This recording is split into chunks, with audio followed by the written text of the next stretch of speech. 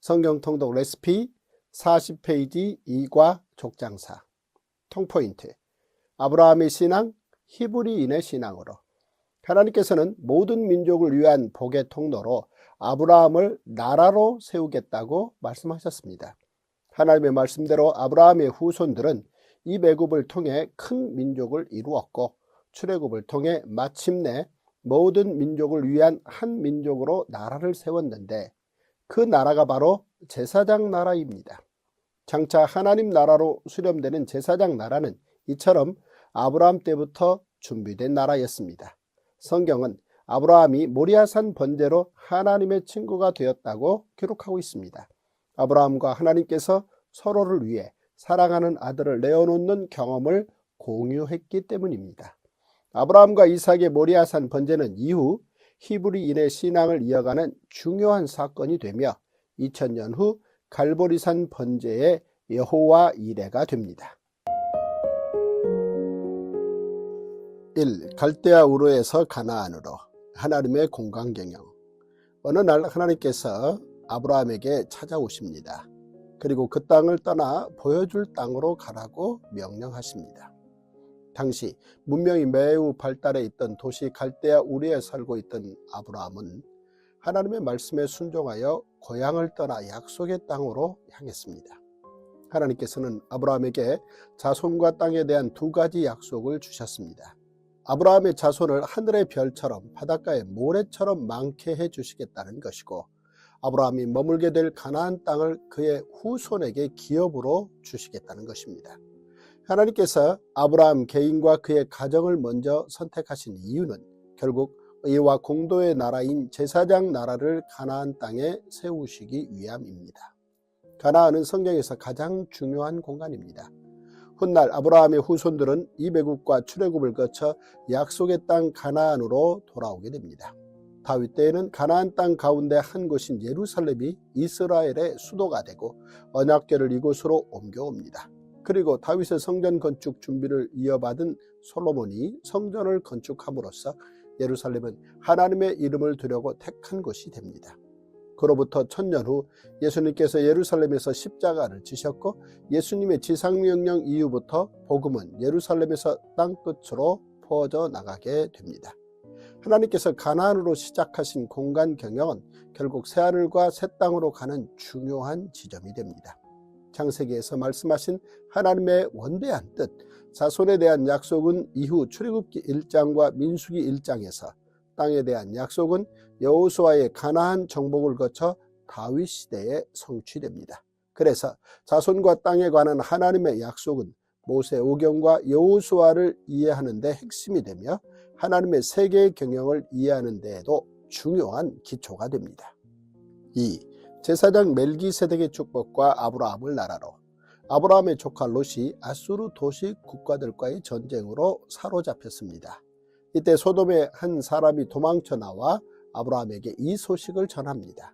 도망한 자가 와서 히브리 사람 아브라함에게 알리니. 성경에 기록된 히브리 사람이라는 표현이 처음 사용된 것인데, 이는 아브라함에게 붙여진 호칭이었습니다. 일반적으로 히브리는 반대편에서 건너오다 라는 뜻으로 아브라함이 하나님을 알리기 위해 유브라 대강을 건너온 사람이라는 의미의 별칭입니다. 이 소식을 들은 아브라함은 조카 롯을 구출하기 위해 집에서 훈련시킨 318명을 이끌고 전쟁에 참여합니다. 아브라함이 기습과 야습을 통해 전쟁에서 완벽하게 승리하고 돌아오던 그때, 하나님의 제사장인 살레망 멜기세덱이 떡과 포도주를 가지고 아브라함을 맞으러 나옵니다. 이때 성경에 처음으로 제사장이 등장합니다. 제사장은 출애굽 이후 제사장 나라의 중요한 공직자가 됩니다. 멜기세덱이 아브라함을 위해 준비했던 떡과 포도주는 2000년 후 예수님께서 마지막 유월절 첫 번째 성찬식 때 사용하신 떡과 포도주로 이어집니다. 또한 예수님께서 하나님의 어린 양으로 제물이 되어 하늘 성소인 십자가에 오르셔서 대제사장으로 친히 제사를 드리셨습니다. 그때 예수님께서는 아론의 반차가 아니라 멜기세덱의 반차를 따르는 영원한 대제사장으로서 제사를 집례하셨습니다. 멜기세덱은 아브라함에게 너희 대적을 내 손에 붙이신 지극히 높으신 하나님을 찬송할지로다 라고 전쟁 해석을 해주며 축복했고 아브라함은 전리품의 10분의 1을 제사장 멜기세덱에게 바쳤습니다. 그 일 후에 하나님께서는 아브라함에게 자손과 땅의 약속을 다시 한번 알려주시며 이배국과 출애굽의 밑그림을 그려주셨습니다. 하나님께서는 아브라함의 후손들이 출애굽할 때 애굽에서 빈손으로 나오지 않고 애굽 사람들의 물품을 취하게 될 것이라고 알려주셨습니다. 이 말씀은 아브라함의 후손들이 애굽에서 첫 번째 유월절을 지키고 출애굽할 때 성취되며 애굽에서 취한 많은 재물은 이후 시내산에서 금송아지를 만들 때 그리고 성막을 지을 때 사용됩니다. 아브라함은 그 후로 수십 년 동안 후손에 대한 약속을 믿고 하나님과 깊이 사귀며 살아가는 시간을 갖습니다. 여러 훈련 과정을 통해 하나님과 동행하며 살아온 아브라함은 99세 때 할례를 받고 이름도 아브라함에서 아브라함으로 바뀌게 됩니다. 아브라함은 너희 중 남자는 다 할례를 받으라. 이것이 나와 너희와 너희 후손 사이에 지킬 내 언약이니라 라고 명하신 할례를 집안의 모든 남자에게 행했습니다. 이처럼 언약의 표징으로 주신 할례와 함께 기억해야 할 성경에 등장하는 언약의 징표는 무지개, 언약궤 그리고 십자가입니다. 아브라함에 이어 하나님께서는 그의 아내 사레의 이름도 사라로 바꿔주십니다. 아브라함은 여러 민족의 아버지라는 뜻이고 사라는 여러 민족의 어머니라는 뜻입니다. 하나님께서 아브라함을 선택하신 이유는 아브라함을 나라로 삼으시기 위해서였습니다. 아브라함은 강대한 나라가 되고 천하 만민은 그로 말미암아 복을 받게 될 것이 아니냐. 이는 모든 민족을 위한 하나님의 꿈인 제사장 나라를 위한 준비였습니다. 한편 아브라함의 조카 롯이 살던 소돔과 고모라는 의인 10명이 없어 유황과 불로 멸망하게 됩니다. 소돔과 고모라를 위한 아브라함의 중보 기도는 이후 제사장 나라 거룩한 백성이 되는 아브라함의 후손들에게 모든 민족을 위한 복의 통로로서 좋은 신앙의 모범이 됩니다. 3. 이삭을 번제로 바치라. 하나님의 친구. 오랜 기다림 끝에 마침내 아들 이삭이 태어납니다. 이삭의 출생으로 하나님의 계획 모리아산 번제가 준비됩니다. 아브라함은 100세에 낳은 아들 이삭을 눈에 넣어도 아프지 않을 만큼 사랑하고 아꼈을 것입니다. 그런데 어느 날 하나님께서 아브라함에게 내 아들 내 사랑하는 독자 이삭을 데리고 모리아 땅으로 가서 내가 내게 일러준 한 산 거기서 그를 번제로 드리라 라고 명하십니다. 이삭은 하나님께서 말씀하신 약속의 아들인데 하나님께서 그 아들을 내어 놓으라고 하시는 것입니다. 그러나 하나님께서는 시험장에 아무나 들여보내지 않으십니다. 마침내 아브라함은 아들 이삭과 함께 시험장에 들어갑니다. 그리고 하나님의 말씀에 순종하기로 결심합니다. 하나님의 요구사항 내용 자체보다는 그 요구를 하신 분이 하나님이시라는 점에 집중했기 때문입니다. 모리아산 번제를 위해 아브라함은 하나님의 말씀대로 아들 이삭을 데리고 사흘 길을 갔습니다. 모리아산 근처에 도착한 아브라함은 두 종을 산 아래에 남겨두고 이삭만 데리고 하나님께 번제를 드리기 위해 산에 오릅니다. 아브라함은 번제에 쓸 나무를 이삭의 등에 지웠습니다. 산을 오르며 이삭은 아브라함에게 불과 칼과 나무는 있는데 번제에 쓸 어린 양은 어디 있습니까? 라고 묻습니다. 이는 이삭이 아버지 아브라함에게 번제에 관해 잘 배워서 정확하게 알고 있었다는 증거입니다.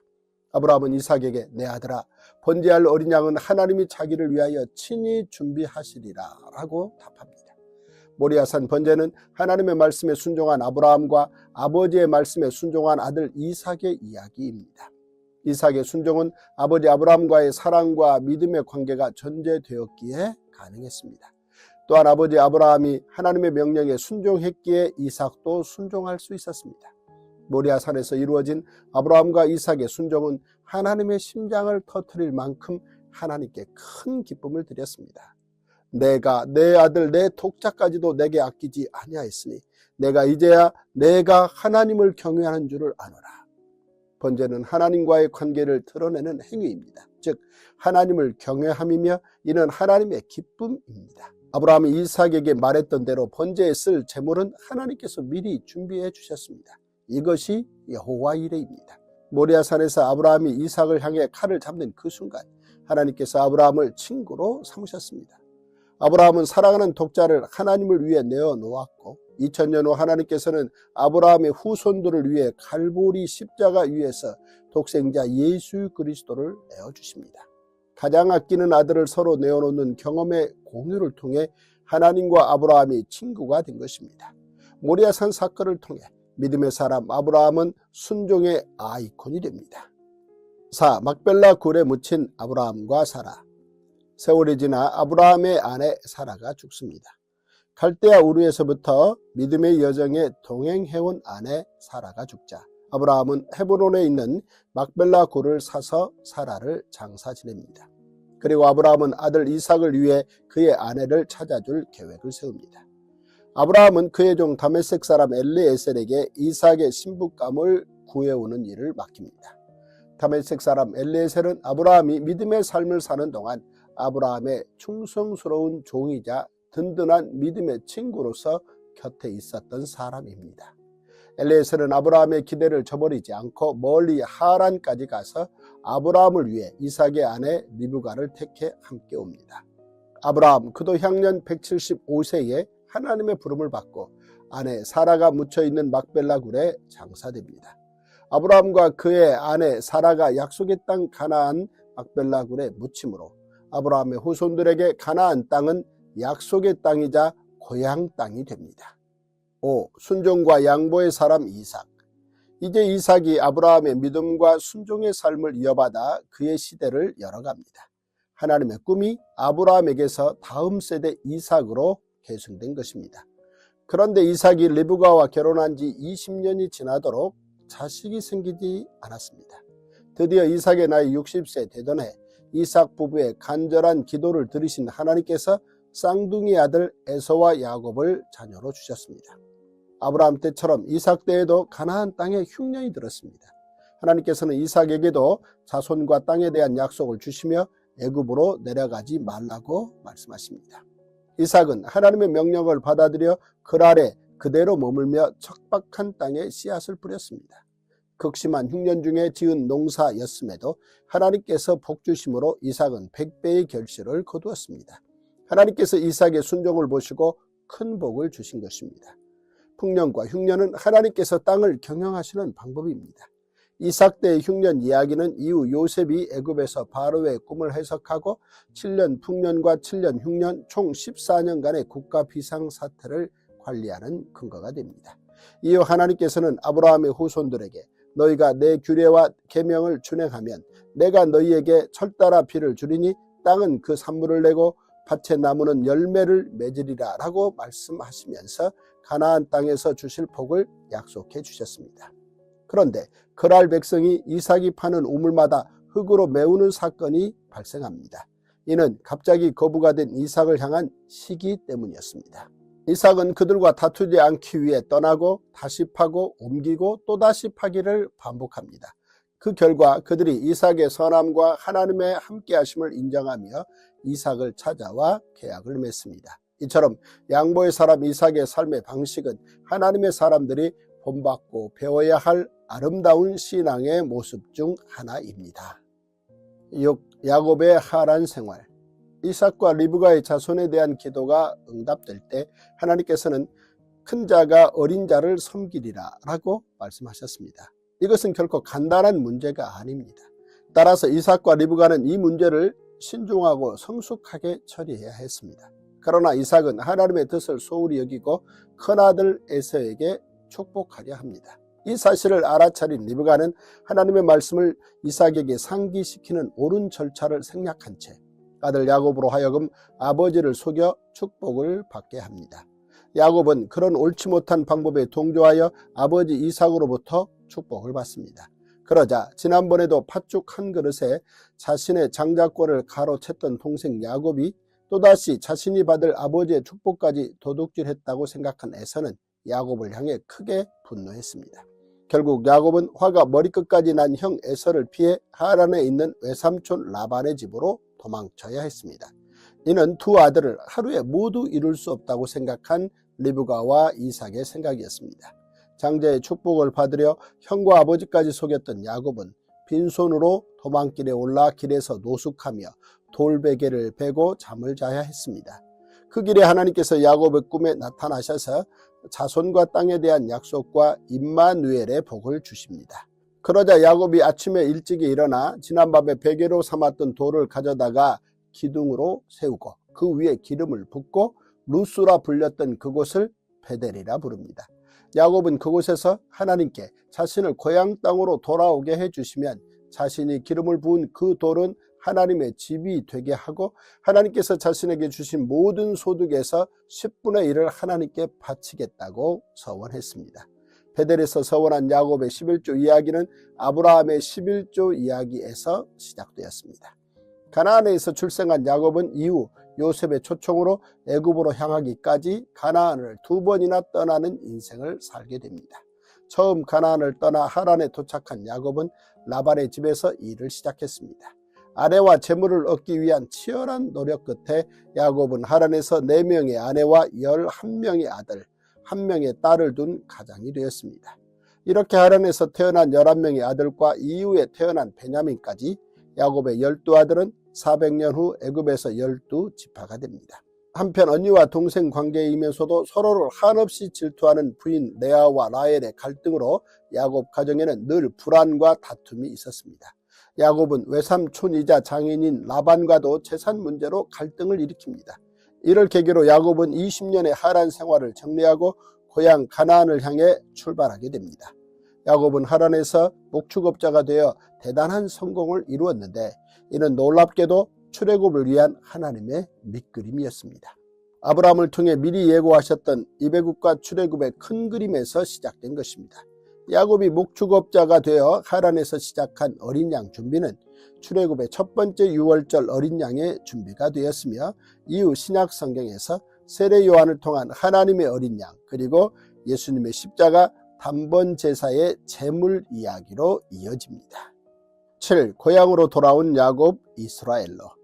20년 전 가나안에서 도망 나왔던 야곱이 다시 20년 만에 하란에서 도망치듯 나왔습니다. 과거 아브라함에게 가나안은 보여줄 땅이었는데 이제 야곱이 다시 돌아가는 가나안은 고향 땅이 되었다는 것이 큰 발전입니다.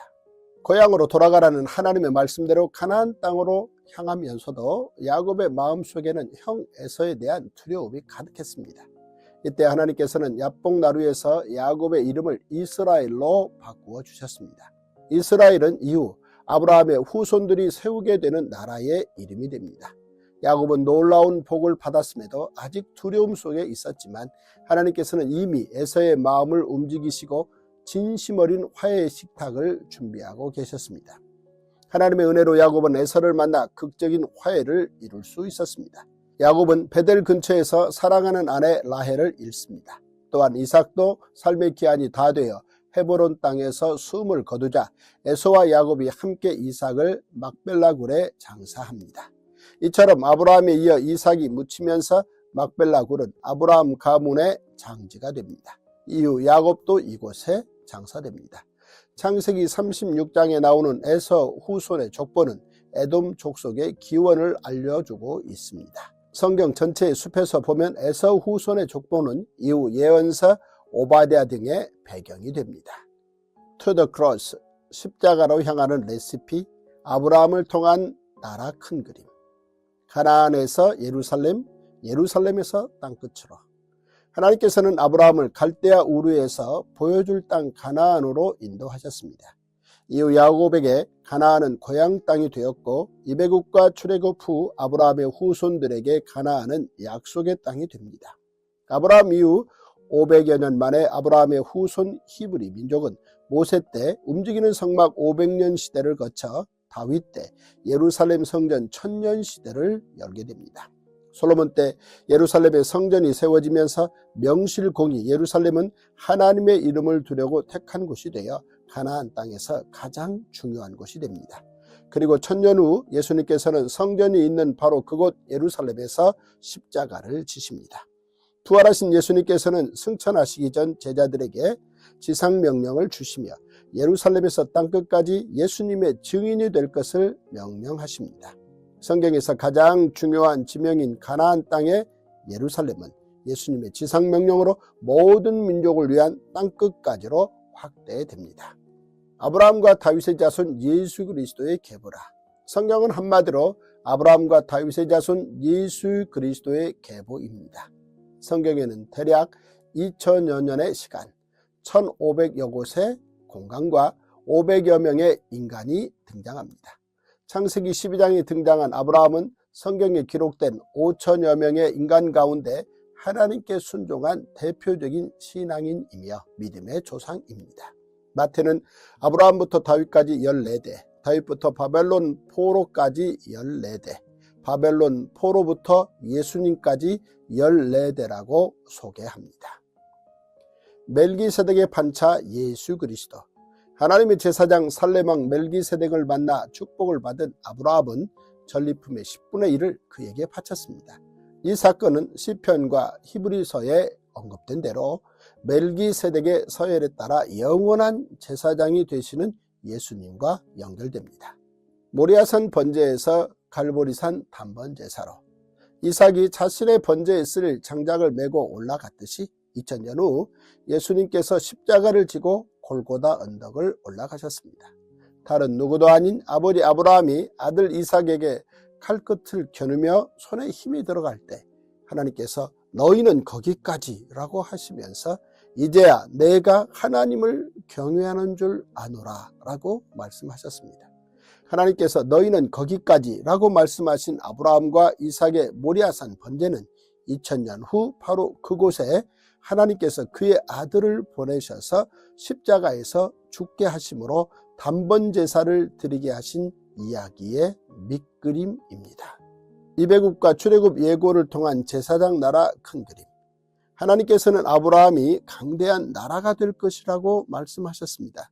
그 나라는 천하 만민이 복을 받는 나라이며 여호와의 도를 지켜 의와 공도를 행하는 나라, 즉 제사장 나라를 일컫는 것입니다. 이를 위해 하나님께서는 아브라함의 후손들이 입애굽하고 출애굽하게 될 것이라고 말씀하셨던 것입니다. 제사장 나라는 예수님의 십자가를 통해 하나님의 나라로 수렴됩니다.